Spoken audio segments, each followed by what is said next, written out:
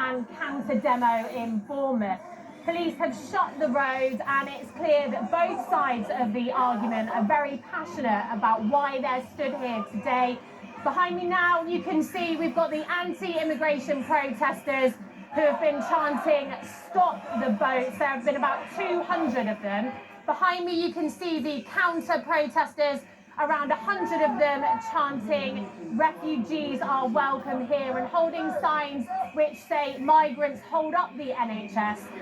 In between the two groups, we've got riot police lining the street. The BBC have been told that 5 other police forces have been drafted in to help officers here with Dorset Police. Sophie. Well, we've got another great story let's look at the migrant hotel story. So we had a big story earlier in the week about 3 hotels in the lovely town of Bournemouth that are being used to house asylum seekers. And the Labour MP of that town, now in Saturday's paper, has come out and spoken to us and said he's calling for them to be closed. He's saying it's having a really negative impact on the tourism industry, which is obviously crucial to Bournemouth. Beautiful Bournemouth. I don't know if you've been there. It's lovely. And a lot of Brits go there on holiday. But it's scaring off the tourists who, are already being squeezed financially. A lot of people and a lot of British families are struggling to go away on holiday, and some are sort of taking their kids every other year on holiday and things like that. And if you were one of those sort of squeezed Brits going to Bournemouth this summer, you could be paying a lot of money for your one family holiday that year next to 3 hotels housing hundreds of probably majority men, paying nothing, staying there for free. And this is what really, really cuts through with Brits. I mean, this Labour MP, it's his constituency. He's obviously, hearing a lot of upset from his constituents. We've been down there and spoken to his constituents as well. And they're really upset. They're really worried. They're not happy about this. And it's having an impact on the local economy. Indeed it would. And actually, it's such a shame with climate change and all that. We had a lovely summer this year. I'd love to see some of those beautiful Victorian hotels.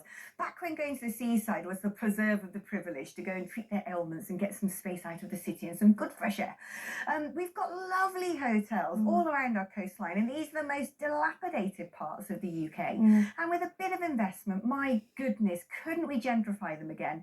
And I've got a question for you, Sophia. Now, I was going to say, you may not be coming from a sort of hellhole filled with misogynists, but actually, the way you live in East London, I think you probably do. This episode means squaring off in front of a hotel housing asylum seekers for a couple of hours now. Now, on this side of this road, you've got people who say they oppose irregular migration, and they say they don't want any asylum seekers housed in hotels in their city. Now, on the other side of the road is a group all called Stand Up to Racism, and they say they're here to support and they say defend asylum seekers who are housed in this hotel. As you can see, they're being kept well apart from each other by the police. It's been a tactic that authorities have been deploying since these protests intensified several weeks ago. Now, we spoke to both groups. Take a listen first what the people who oppose irregular immigration had to say. Well, I'm protesting about the takeover of our hotels, which is our tourism industry down here. The town struggles without these hotels, and one by one they've been taken over. So. And you live locally here? Yes, I live just 200 yards away, really. And it's the policy of the Home Office to put people in hotels like these. Would you protest against the government, I guess?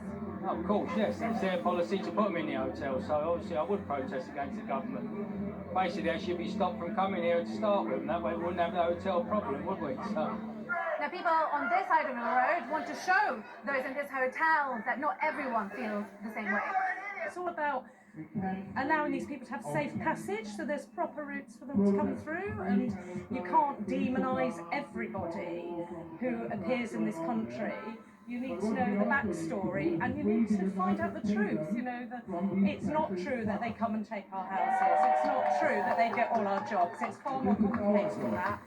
And stop listening to the headlines and start digging deeper into what the reality is.